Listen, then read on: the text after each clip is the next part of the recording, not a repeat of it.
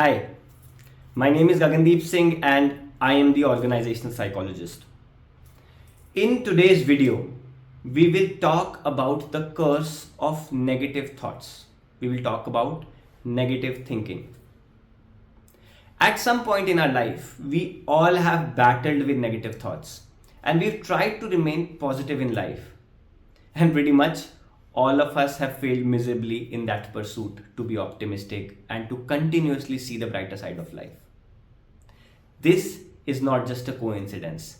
This is also not because of a lack of a positive mindset, although sometimes that may be the case. The reason why most of us get stuck in never ending loops of negative thoughts is because of our brain's wiring. Because negativity is built into our biology. Let's look how. Now, what we see as this human body has taken millions of years to evolve to this advanced physiological state. And most of that time, we have lived in jungles as cave people. So, the most of the way our bodies and minds behave is because our bodies and minds have evolved during those millions of years to tackle those hostile and dangerous situations in the jungles. And if we can understand evolution, we can understand why our bodies and brains behave the way in which they do. Negativity too has its roots in evolution. Let's see how. Now, why do we feel negativity all the time? Why isn't positivity our fundamental inclination? Let's take an example of a caveman living in the jungles 100,000 years ago. This caveman had to go out in the forest in search of food, resources, and sometimes even suitable mating partners to mate with.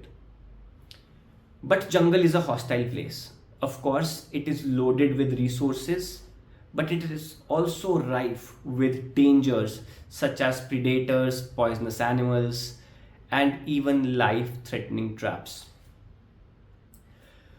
This caveman had to venture out into the jungle in search of food almost every day. And while moving around in the jungle, let's say they were hungry, if they did not pay attention to resources such as food lying nearby, what's the worst thing that could happen? Not much. At most, they would go hungry for a day or two, and of course, they would not starve and die immediately. But imagine if they were walking through the jungle and they failed to notice a hungry lion sitting behind a bush, or they failed to notice a poisonous snake sitting below the stones. In those moments, they could lose their life in an instant, which means that the cost of not noticing threats is way higher compared to the cost of not noticing resources. And our bodies are pretty smart. They realized this imbalance, and over a period of thousands of years, our bodies came up with an evolutionary adaptation. This adaptation is called the negativity bias or negative thoughts.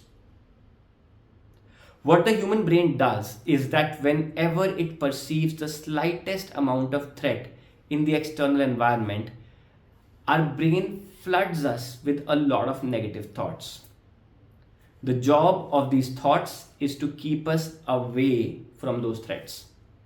For example, if the caveman would go out in the jungle and they heard the rustling of some leaves nearby, the first thought that would pop up in their head would be, oh my god, there's a lion behind that bush.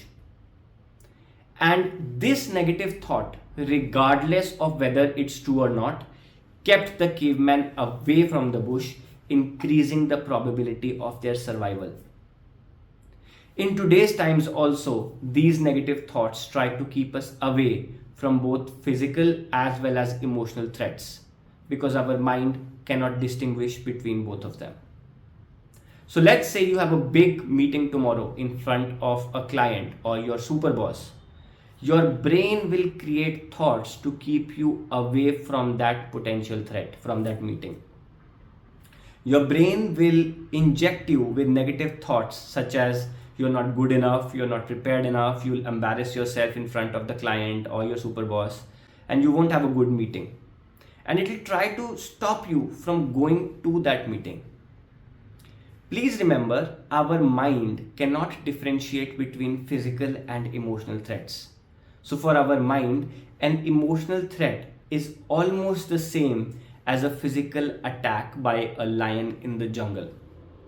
That's why most of the time we are flooded with negative thoughts about our careers, about our relationships, about our social status, even our bodies.